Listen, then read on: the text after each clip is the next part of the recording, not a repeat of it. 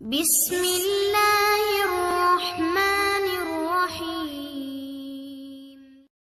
اپنے کسی ایک استاد کے ساتھ کہیں تھے، کسی جگہ پر گئے تو ان کو انہوں نے کہا کہ آج کچھ شعر سنا دیجئے۔ انہوں نے کہا نہیں، کہا نہیں سنا دیجئے، بیٹھے ہوئے ہیں لوگ۔ شعر سنا دیا۔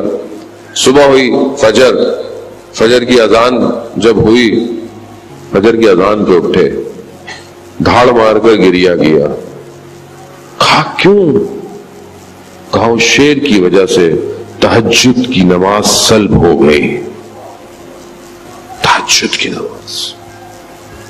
ہم جب حوضے میں گئے، ہمارے استاد کہتے تھے جس دن تم سے کوئی گناہ سرزد ہوا اس دن تم نماز تہجد نہیں پڑھ پاؤ گے۔ میں متوجہ ہوں اپنی زندگی کی طرف۔ تہجد مولانا وہ تو بڑھاپے میں پڑھتے ہوں گے، بوڑھے ہو کے پڑھیں گے۔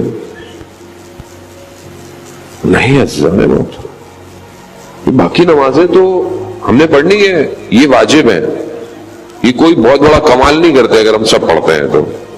کمال وہ ہے کہ جو نماز واجب نہیں ہے وہ پڑھے۔ یہ کمال ہے نا کہ یہ خدا نے واجب نہیں کی مجھے پر۔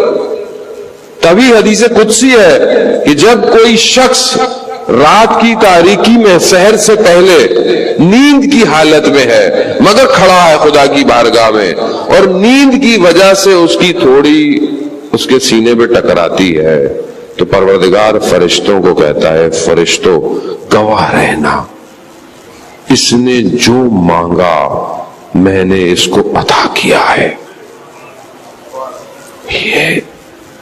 یہ جوان چاہیے، یہ جوان ہوگا تو صبح ہونے والے فتنوں اور سازشوں کو کاٹے گا۔ کیوں؟ کیونکہ محراب میں، محراب کسے کہتے ہیں؟ حرب سے ہے محراب، یعنی جنگ کی جگہ۔ معرکے میں کھڑے ہو کر تیاری نہیں ہوتی ہے عزیزان محترم۔ کیا بولے میں باہر کھڑا ہوں، میں میدان میں ہوں، میں بازار میں کھڑا ہوں، میں اپنی آنکھوں کو کنٹرول کروں۔ میں یونیورسٹی میں پڑھ رہا ہوں، اب میں نامحرم کے آگے اس ارتباط کو کنٹرول کروں کہ جو ہے اتنے حد تک ہونے چاہیے۔ کیسے کنٹرول کریں گے؟ وہ معرکہ ہے، وہ جنگ ہے، وہاں تھوڑی آپ ٹریننگ لیتے۔ ٹریننگ تو چھاؤنی میں لی جاتی ہے، اور چھاؤنی ایک جوان کی سجدے کی جگہ ہے، جو سجدے میں اپنے آپ کو خدا کے آگے پگھلا دے۔ کہا پروردگار کچھ نہیں ہے تیرے سوا، یہ سب میری غلطیاں ہیں۔